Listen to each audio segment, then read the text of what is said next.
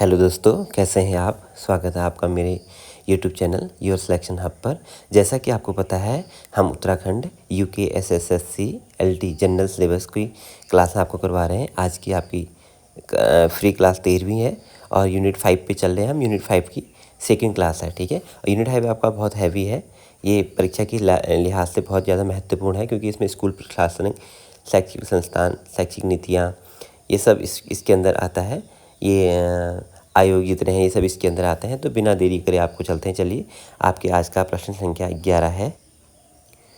उत्तराखंड में जवाहर नवोदय विद्यालय एनवीएस का मुख्य उद्देश्य क्या है। ऑप्शन ए है केवल खेल कूद को बढ़ावा देना। ऑप्शन बी है केवल शहरी अमीर बच्चों को शिक्षा देना। ऑप्शन सी है ग्रामीण क्षेत्रों के प्रतिभाशाली बच्चों को गुणवत्तापूर्ण आवासीय शिक्षा देना। और ऑप्शन डी है केवल व्यावसायिक शिक्षा देना। तो याद रखिएगा दोस्तों, इसका ऑप्शन सी आंसर है। ग्रामीण क्षेत्रों के जो हमारे बहुत प्रतिभावान बच्चे हैं, उनको आवासीय सुविधा देता है ये, ठीक है। आइए क्वेश्चन नंबर 12 पे जाते हैं। क्वेश्चन नंबर 12 है, केंद्रीय विद्यालय संगठन केवीएस का मुख्य रूप से किन कर्मचारियों के बच्चों की शिक्षा की आवश्यकताओं को पूरा करता है। ऑप्शन ए केवल कृषि मजदूर। ऑप्शन बी स्थानांतरित केंद्र सरकार के कर्मचारी, रक्षा व नागरिक। ऑप्शन सी है केवल राज्य सरकार के कर्मचारी। ऑप्शन डी है केवल निजी कंपनियों के कर्मचारी। तो याद रखिएगा, केंद्रीय विद्यालय संगठन केवीएस जो है, ऑप्शन बी सही होगा। स्थानांतरणीय केंद्र सरकार के कर्मचारी और रक्षा नागरिक। इसका मतलब क्या है, केवीएस की स्थापना रक्षा तथा हस्तांतरणीय केंद्र सरकार के कर्मचारियों के बच्चों की शिक्षा में निरंतरता बनाए रखने के लिए की गई थी, ठीक है। आइए प्रश्न संख्या 13 पे चलते हैं। प्रश्न संख्या 13 है, उत्तराखंड में बालिकाओं की शिक्षा को बढ़ावा देने के लिए आवासीय विद्यालय योजना KGBV का पूर्ण रूप क्या है। ये मैंने आपको कल भी बताया था।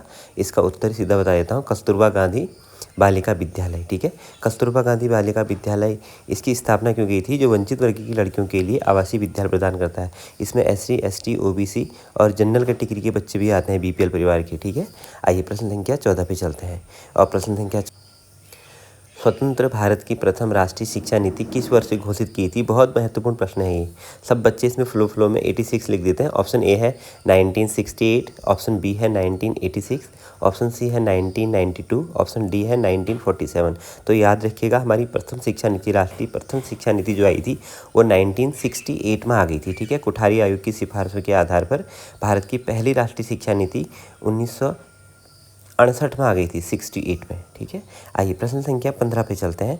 प्रश्न संख्या 15 है, 1986 की राष्ट्रीय शिक्षा नीति की समीक्षा के लिए गठित समिति 1990 के अध्यक्ष कौन थे। तो याद रखिएगा कि 1886 की जो शिक्षा नीति बनी थी, हमारी दूसरी शिक्षा नीति, इसकी समीक्षा की गई थी 1990 में।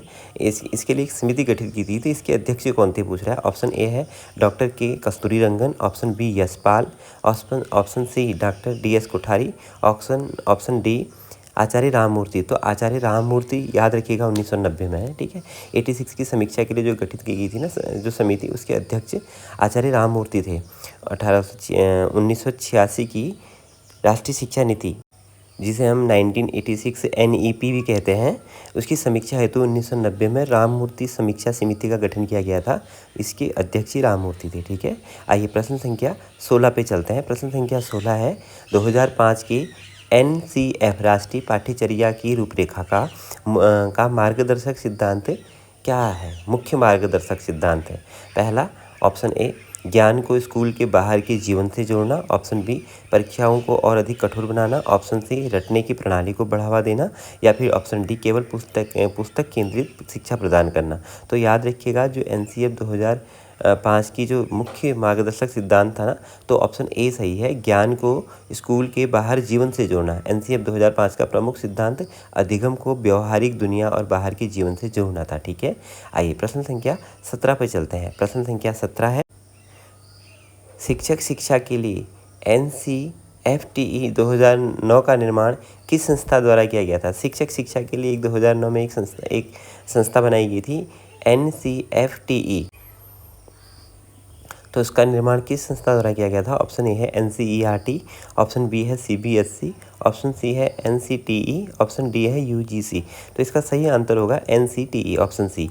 याद रखिएगा, जब भी शिक्षक शिक्षा की बात आएगी तो NCTE ही इसका आंसर होगा, national curriculum framework for teacher education, NTFT। उसका नाम उसको हम शॉर्ट में NCT कहते थे, लेकिन उसका पूरा नाम जो था NCFTE था, ठीक है। फ्रेमवर्क भी था उसमें। आइए प्रश्न संख्या 18 पे चलते हैं। प्रश्न संख्या 18, राष्ट्रीय शिक्षा नीति NEP 2020 में पुरानी 10+2 संरचना के स्थान पर किस शैक्षिक संस्था को अपनाया गया है? तो ये प्रश्न मैंने आपको कल भी बताया था। 53-34 5+3+3+4 53-34 याद रखिएगा। NEP 2020 में फाउंडेशनल कोर्स था 5 साल का, मतलब 3 प्री प्राइमरी क्लास हो गई, 2 प्राइमरी क्लास हो गई, इसमें फाउंडेशनल था। उसके बाद प्रिपरेटरी में 3, 4 और 5 3 क्लासें थी, फिर मिडिल में 6, 7, 8 थी, और सेकेंडरी में 9, 10, 11, 12। तो ये 5, 3+3+4 की संरचना को अपनाया गया है, ठीक है। आइए अब प्रश्न संख्या 19 पे चलते हैं। प्रश्न संख्या 19 है, NSQF का पूर्ण रूप क्या है जो शिक्षा को कौशल विकास से जोड़ता है? ऑप्शन ए है national science qualification forum, option B है national skill quality federation, option C है नेशनल स्किल क्वालिफिकेशंस फ्रेमवर्क, ठीक है। ये 3 ऑप्शन है इसके, तो इसका सही आंसर जो है ऑप्शन सी ही है इसमें, नेशनल स्किल क्वालिफिकेशन फ्रेमवर्क।